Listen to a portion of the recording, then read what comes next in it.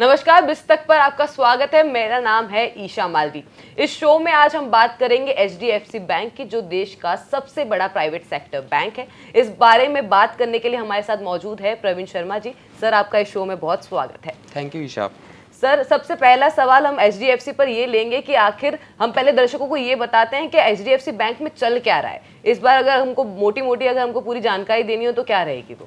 Actually हुआ ये है कि आज एचडीएफसी बैंक के शेयर लगभग 2% सडनली जंप आया उनमें, और वो 1445 रुपए के लेवल पे पहुंच गए। तो इससे एक इन्वेस्टर्स के मन में उनके मन में एक सवाल ये आ रहा है कि आखिर क्या चल रहा है बैंक में, अचानक से शेयरों में तेजी क्यों आई। क्योंकि पिछले 5 दिनों की अगर हम बात करें तो तकरीबन 6% शेयर चढ़ चुका है। तो हुआ असल में किस्सा ये है इसके पीछे कि बीते काफ़ी टाइम से जो ब्रोकरेज हाउस एनालिस्ट वो लगातार ये कह रहे थे कि एचडीएफसी बैंक बहुत मजबूत बैंक है, एचडीएफसी बैंक के शेयर अच्छे चलेंगे, बुलिश थे सारे एनालिस्ट इसको लेके। लेकिन हो ये रहा था कि शेयर इसके लगातार नीचे जा रहे थे। आप ऐसे समझ लो कि 2024 में अब तक इस तेजी के बावजूद जो पीछे 5 दिनों में हमने देखी है, उसके बावजूद शेयर लगभग 12% इसके बावजूद शेयर लगभग 15% नीचे आए हैं जी। तो ये एक बड़ी बात आ रही थी कि आखिर फिर अचानक क्या हुआ जो एकदम से शेयर चढ़े। तो इसके पीछे 2 एनालिस्ट की रिपोर्ट आई है, 2 ब्रोकरेज रिपोर्ट बड़ी आई है, जिनकी वजह से एचडीएफसी बैंक के शेयरों में पिछले कुछ दिनों में हमने अच्छी खासी तेजी देखी है जी। तो जिस हिसाब से आप कह रहे हैं कि हम 2 ब्रोकरेज की रिपोर्ट आई है, तो सबसे पहले हम बात करते हैं सिटी बैंक की, जो उन्होंने जो रिपोर्ट जारी की है उस पर एचडीएफसी पर। तो वो आप एक बार दर्शकों को बता दीजिए, और इसका असर कंपनी के शेयरों पर कैसा देखने को मिल रहा है आज बाजार में, वो भी आप साथ में बताते चलिए। बिल्कुल। City global brokerage house city की एक बड़ी रिपोर्ट एचडीएफसी बैंक पर आई है। सिटी ने कहा है कि वो बैंक के मजबूत और सस्टेनेबल फ्रेंचाइज मॉडल पे दांव लगा रहे हैं, और उन्होंने कहा है कि भविष्य में बैंक को यहीं से प्रॉफिटेबल ग्रोथ मिलेगी।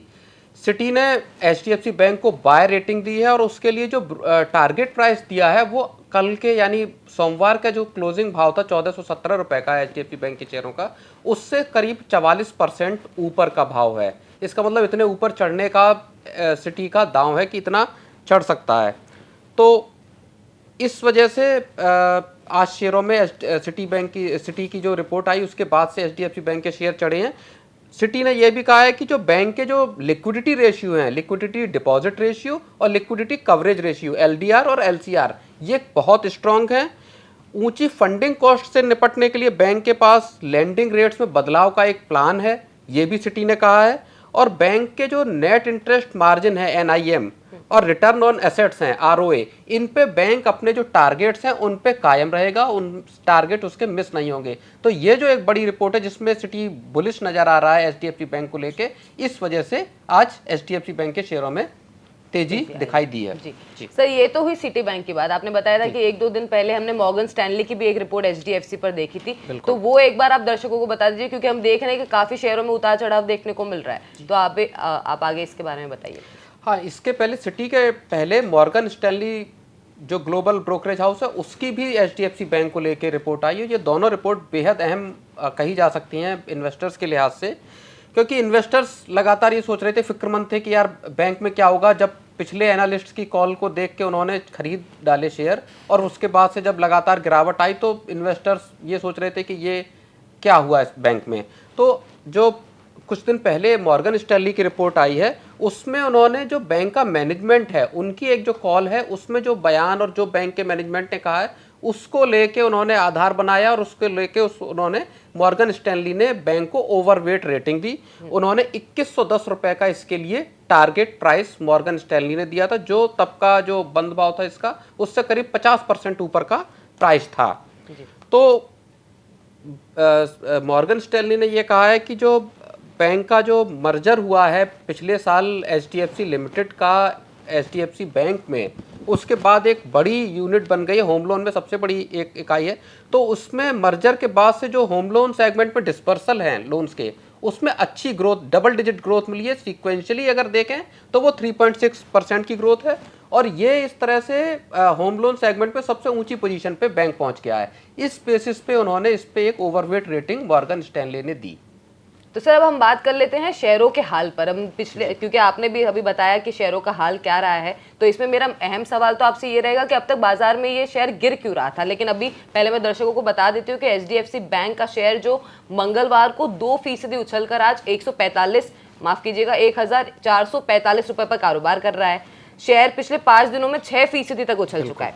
वहीं 6 महीने में इसने 9% से ज्यादा की गिरावट देखी है। अब 2024 में अब तक ये शेयर 15% लुढ़क चुका है। तो इसमें आगे इन्वेस्टर्स क्या करें, और आप ये भी साथ में बताते चलिएगा ये शेयर के गिरने की वजह क्या है। देखिए, शेयर के गिरने की, अब आप जो अभी आपने डेटा बताया कि 2024 में अब तक 15% शेयर गिरा है, उसके पीछे वजह ये थी इन्वेस्टर्स का एक बड़ा कंसर्न जो बैंक के जो क्वार्टरली रिजल्ट्स आए थे जी, उसको लेके पैदा हुई। हालांकि बैंक का जो दिसंबर तिमाही के नतीजे आए थे वो नेट प्रॉफिट के लिहाज से अच्छे थे। अगर मैं आंकड़े देख के बताऊं तो दिसंबर क्वार्टर में ईयर ऑन ईयर, यानी दिसंबर 2022 के मुकाबले दिसंबर 2023 की जो तिमाही थी उसमें बैंक का जो नेट प्रॉफिट है वो 33% से ज़्यादा बढ़ा और वो 16,300 करोड़ के पार चला गया। जब दिसंबर 2022 की जो तिमाही थी उसमें ये 12,260 करोड़ के आसपास था। तो ये तो ठीक था, लेकिन मसला असली आया था नेट इंटरेस्ट इनकम पे, जिसे NII बोलते हैं बैंक्स के लिए। वो एक बड़ा फैक्टर होता है बैंक्स के लिए। वहाँ बैंक को ईयर ऑन ईयर 24% का लगभग ग्रोथ मिला था दिसंबर तिमाही में 2023 में, और वो 28,470 करोड़ पे पहुंच चुका। लेकिन ये एक साल पहले लगभग 23,000 करोड़ पे था। तो जो इन्वेस्टर्स हैं, जो एनालिस्ट थे, उनके मन में ये चिंता पैदा हुई कि बैंक का जो नेट इंटरेस्ट इनकम है वो कहीं एक्सपेक्टेशन से कम है। ये जब क्वार्टरली रिजल्ट आए उसके बाद से बैंक के शेयरों में लगातार गिरावट आई, और अब जो ये 2 रिपोर्ट्स आई हैं इसके बाद अब ऐसा लग रहा है कि जो हमने शेयरों में मूवमेंट भी देखा है तो वो उसमें अच्छी खासा इजाफा देखने को मिला है।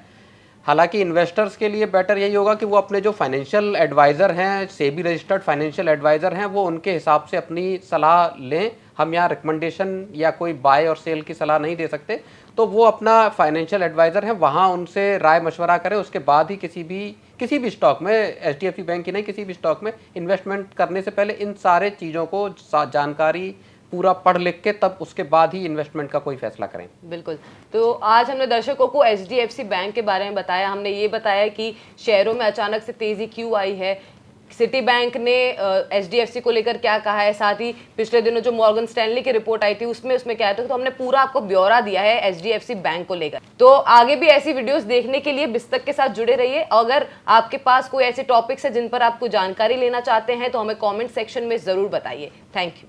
बिस्तक आपके लिए लाया है प्रीमियम मेंबरशिप प्रोग्राम, जहां आपको मिलेंगे कई सारे फायदे, जिनमें मार्केट न्यूज़लेटर, लाइव चैट पर आपके सवालों के सबसे पहले जवाब, मार्केट आउटलुक, वीकेंड पर मार्केट स्कैन, एंकर्स के साथ चैट और भी बहुत कुछ। इस प्रीमियम सब्सक्रिप्शन में 3 तरह के प्लान्स हैं, सिल्वर, गोल्ड और प्लैटिनम, जिनकी शुरुआत मात्र 159 रुपए महीने से होती है। इससे जुड़ना भी बेहद आसान है। बिस्तक के YouTube चैनल पर जाएं, ज्वाइन बटन पर क्लिक करें और अपना प्लान सिलेक्ट करें। बस बन गए आप हमारे प्रीमियम मेंबर।